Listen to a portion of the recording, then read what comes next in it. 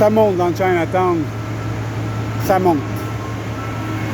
La personne qui a construit les 4 arcs de Chinatown, la famille Hum, demande depuis 1938 la permission de bâtir dans Chinatown pour avoir ramené leur fortune de Chine au Québec.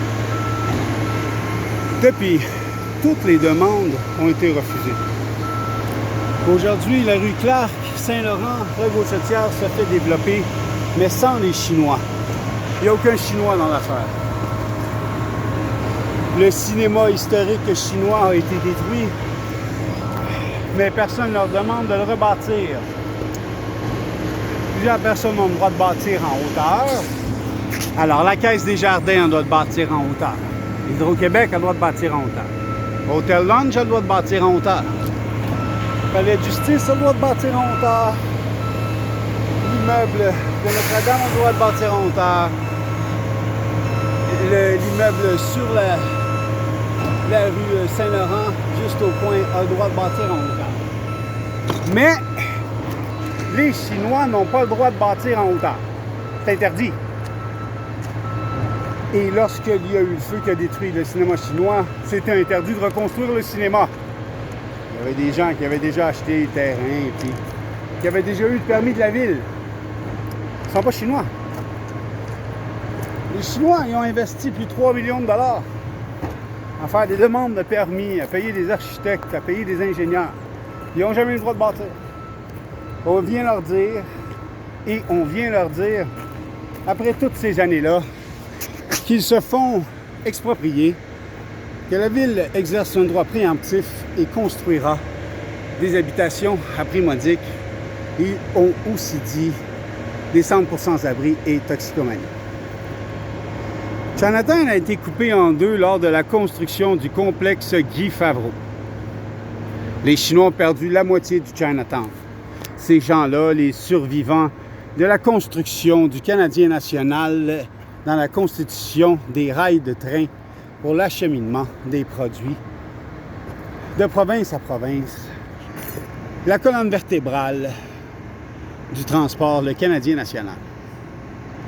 Ces Chinois-là, après avoir construit les rails, se sont regroupés, comme les Italiens se sont regroupés dans la petite Italie, et les Chinois dans Chinatown.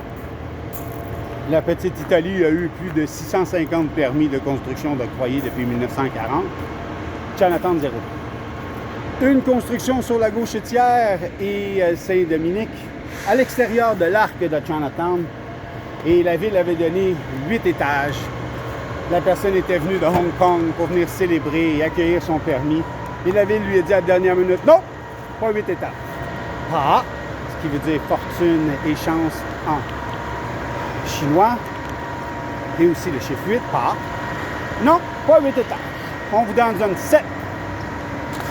Et on ne peut pas vous donner le permis. Là, il a fallu qu'il retourne à Hong Kong, qu'il revienne des mois plus tard pour avoir un permis 7 étages quand il y avait déjà un permis 8 étages. Même affaire au Phillips Square. La ville avait donné un permis de 88 étages à Brivia et on baissait à 61 étages.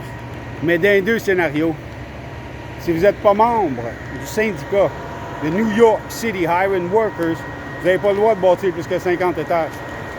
Appelez pas Brivia, puis Briscolini, puis ABC, puis Pomerleau. Puis... Vous êtes obligé d'appeler les Mohawks de Ganawagi Local 40. Parce qu'eux autres utilisent Highway Workers Syndicate New York, c'est eux autres qui mènent la banque pour les constructions en haut de 50 étages. Alors, moi je représente les propriétaires de la Gauchetière et Clark. Et c'est important que le public sache ce qui se passe.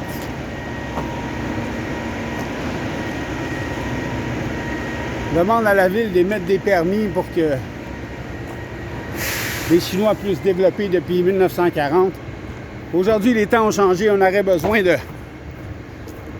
d'un petit hic, d'un petit boost, de quelqu'un qui recette le reset.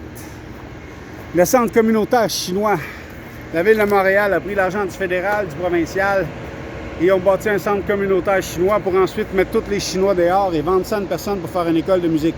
Mais où vont les 3000 Chinois qui ont besoin de soins médicaux, d'activités communautaires, de tai chi, de guide, de cours de langue française.